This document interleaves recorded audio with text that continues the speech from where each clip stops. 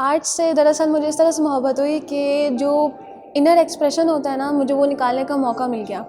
मैं ज़्यादातर लोगों से बात नहीं कर सकती, मैं अपने फीलिंग्स या अपने पेन एक्सप्लेन नहीं कर सकती, तो वो मैंने आर्ट के ज़रिए करना शुरू कर दिया। आर्ट ने मुझे ये मौका दिया। शायरी जो है वो इमेज क्रिएट करती है, वो रंगों की बात कर रही है जो एक आर्टिस्ट अपनी पेंटिंग की सूरत में बोल रहा है, तो दोनों में कनेक्शन बहुत ख़ास है। मैं अगर बात करूंगा फिर बाकी आर्टिस्ट या बाकी सूबे नाराज़ हो जाएंगे। जितना पढ़ना, एक्सप्लोर करना, ढूंढना, मीडियम के साथ खेलना और उनसीयत होना मुझे इस फील्ड में मिल रहा है, इसलिए मैं कहती हूँ मैं मेडिकल प्रोफेशन छोड़ के इधर आई हूँ and I am so happy about that. चेहरा बेशक बिगड़ा हुआ हो, लेकिन आपकी जो रवैया है, गुफ्तार है, अगर लोग उससे खुश हो जाते हैं, वो बेहतरीन हो सबके लिए, तो वो ज़्यादा असरअंदाज होते हैं माशरे के लिए। जब मैंने आर्ट में कदम लिया तो इतना हसीन सफ़र रहा कि लाइक मैंने पीछे नहीं गई, मैंने पीछे नहीं देखा कि क्या हुआ, आगे की तरफ देखे और मुझे कामयाबी मिली। आप बाकी शेप्स देखें तो स्क्वायर या रेक्टेंगल,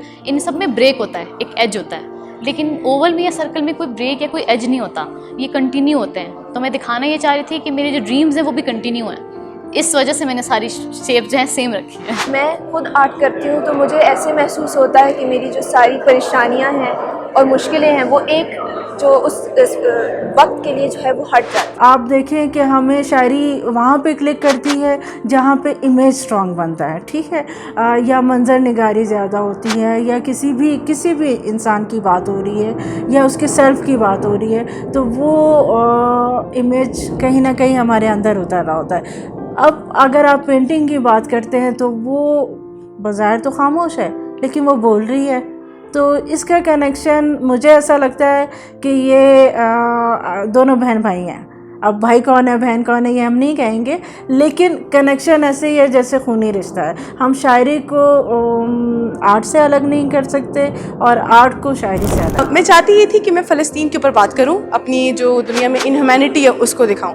तो एज एन आर्टिस्ट मैंने अपने व्यूवर्स को रोकने के लिए, उनको इंटरेक्ट करवाने के लिए अपने आर्ट के साथ एक आफ्टर इमेज फॉर्मेशन की एक्टिविटी के साथ काम किया। वो ये है कि जब आप एक पिक्चर को कुछ अरसे के लिए गौर से देखते हो और फिर किसी और सरफेस पे बाद में ब्लिंक करते हो तो आपको उसका असली चेहरा नज़र आता है। इस टेक्निक को करने का सिर्फ मकसद भी ये था कि जो इनह्यूमैनिटी चल रही है पूरी दुनिया के अंदर, मैं अपने आर्ट के ज़रिए से लोगों की आंखें खुलवाना चाही थी, ज़बरदस्ती खड़ा करके लोगों को एहसास दिलवाना चाही थी कि ज़िंदगी सिर्फ हमारी नहीं है, ज़िंदगी हर किसी की है और हर किसी के लिए बोलना चाहिए।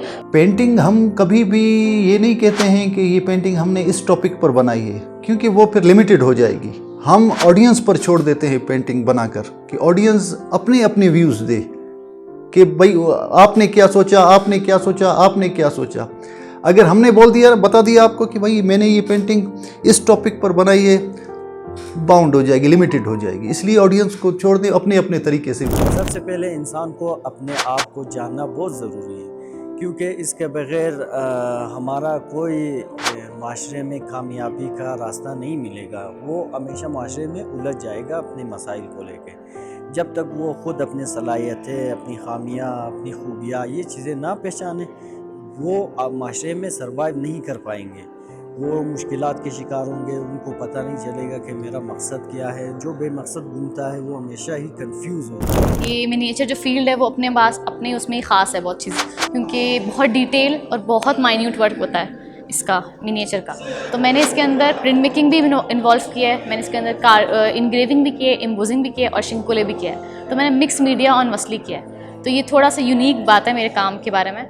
प्लस मैंने ड्रीम्स पर काम किया, अपने सेल्फ पे काम किया है, तो वो थोड़ा सा यूनिक है। और मैं ये बताना चाहती हूँ और ओवर कि जो हमारे ड्रीम्स हैं, जो हमारी जो अब अनकॉन्शियस की चीज़ें हैं ये सारी की सारी, तो चाहिए लोगों को ये कि वो ड्रीम्स और रियलिटी में एक लाइन रखें, वो इसको समझें कि जो ड्रीम्स हैं वो सिर्फ ड्रीम्स ही रहेंगे, वो आपके सच में नहीं हो जाएंगे। जैसे फॉर एग्जांपल अगर मुझे सांप ने निगल लिए ड्रीम में, तो वो असल में मुझे नहीं निगलेगा।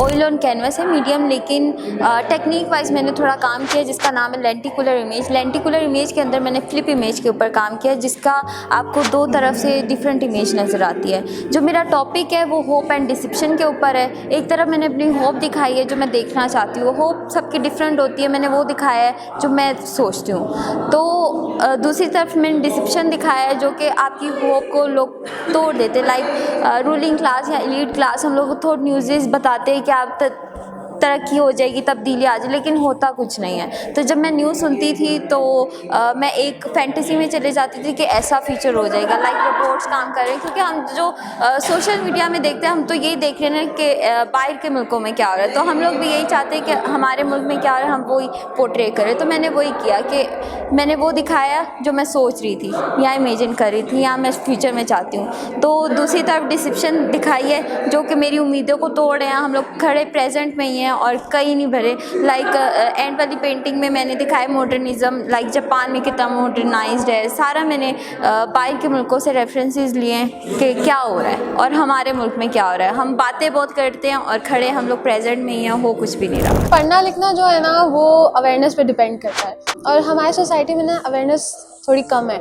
और आर्ट जो है ना वो एक सिंपल वे, जैसे शेर व शायरी ना आप अलग अलग सिंबल्स उठा लेते हो और उसके ऊपर काम करना शुरू कर देते हो, उसी तरह आर्ट भी यही चीज़ है कि आप सिंबल्स का इस्तेमाल करके लोगों को एक्सप्लेन करने की कोशिश करते हो। कुछ लोगों को बहुत ज़्यादा डीपली फील होता है, कुछ लोगों को बिल्कुल फील भी नहीं होता। लाहौर में भी हमने काम देखा हुआ है, कराची, इस्लामाबाद, मुख्तलिफ गैलरीज़ में भी। ये अच्छा पॉइंट है आपका। ये काफ़ी लोगों से हमने भी सुना है, वो यही कहते हैं कि जो काम हमें बलूचिस्तान से रिलेटेड मिलता है आर्टिस्ट का ना, उसमें देखें इसको हम इस तरह ले जाते हैं। अभी मैं अगर बात करूंगा फिर बाकी आर्टिस्ट या बाकी सूबे नाराज़ हो जाएंगे कि वो बोलेंगे कि क्या हमारी मट्टी में या वो चीज़ नहीं है। देखें मैं फिर इस बात पर आऊँगा कि शायद हम एफ़र्ट ज़्यादा करते हैं, हम शॉर्टकट नहीं ढूंढते हैं। हम एक चीज़ को अगर कोई चीज़ को लेते हैं तो पूरा उसको टाइम देते हैं, तो इसीलिए वो जितना गुड़ डालेंगे उतना देग मीठी हो जाएगी। ये हम सब की ज़ुबान बोल रहे हैं ना। हो सकता है कि कोई बंदा सोचता बहुत अच्छा है, लेकिन ज़ाहिर है ये स्किल है, ये खुदादाद अता है जो अल्लाह ताला की तरफ से आपके अंदर बीज की सूरत में बो दी गई है। तो मुझे ऐसा लगता है कि अगर कोई शायरी कर रहा है तो वो अपनी ज़ुबान से ज़्यादा लोगों की ज़ुबान बोल रहा है, तभी वो क्लिक कर रहा है। और या आर्ट की सूरत में अगर आपको कोई पेंटिंग नज़र आ रही है तो वो भी मेरे ख़्याल में इनडायरेक्टली उन लोगों की आवाज़ है या उन लोगों की इमेजरी है जो वो सोच रहे हैं। इसीलिए हम कनेक्ट कर जाते हैं शायरी से भी, आर्ट से भी। या फॉर एग्ज़ाम्पल हम ड्रामा देख रहे हैं, हम फिल्म देख रहे हैं, कोई करैक्टर हमें टच कर जाता है कि नहीं ये जो है ये कहीं मेरे इर्द गिर्द रहने वालों में है या मैं इस जैसी हूँ। तो ये बाय बर्थ हम सब में है, बस कोई समझता है कोई नहीं समझता। मज़हबी एलिमेंट है, लेकिन सिर्फ ये हमारे मज़हब की बात नहीं है ना, असल में ये पूरी दुनिया में हो रहा है। और मैं जब ये बात करती हूँ ना कि मैंने इसका नेगेटिव साइड पकड़ा है, तो लोग कहते हैं कि ये पॉजिटिव नहीं है, क्योंकि पॉजिटिव के लिए बहुत कम यूज़ होता है। अब कोई भी बात है ना, वो बस तावीज़ वाले के पास चलो, किसी को खुश देख रहे हैं, ये खुश क्यों है, तावीज़ वाले के पास चलो। तो ज़्यादातर इस्तेमाल ही नेगेटिव साइड का हो रहा है, इसीलिए मैंने इसकी नेगेटिव साइड पकड़ी। असल में मैं खुद भी विक्टिम रह चुकी हूँ। जो टेक्निक है आफ्टर इमेज फॉर्मेशन, उसमें ये होता है कि जब आप एक पिक्चर को देख रहे होते हो, आपकी आइज़ के जो सेल होते हैं वो थक जाते हैं। जब वो थक जाते हैं, आप किसी और सरफेस पे बाद में देखोगे तो वो रीजनरेट हो रहे होते हैं, वापस से एक्टिव हो रहे होते हैं, तो उसकी वापस इमेज नज़र आती है। इस तस्वीर को देखने के लिए आपको तकरीबन 40 सेकंड एक पिक्चर को देखना होता है। तो मैंने अपने व्यूअर्स को इंटरेक्ट करवाने के लिए हेडफोन्स इस्तेमाल किया।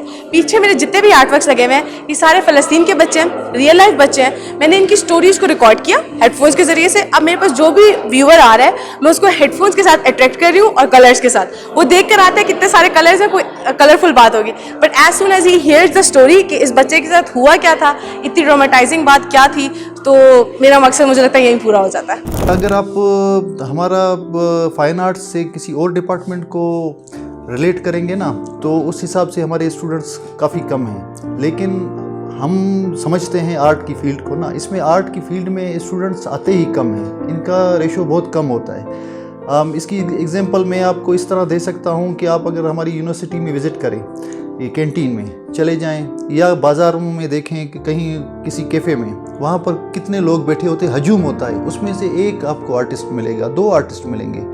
पूरा हजूम आर्टिस्ट बिल्कुल हमारे पास बहुत कम तादाद में होते हैं, जो बाय बर्थ होते हैं, जो शौक़ जिनको होता है सीखने का।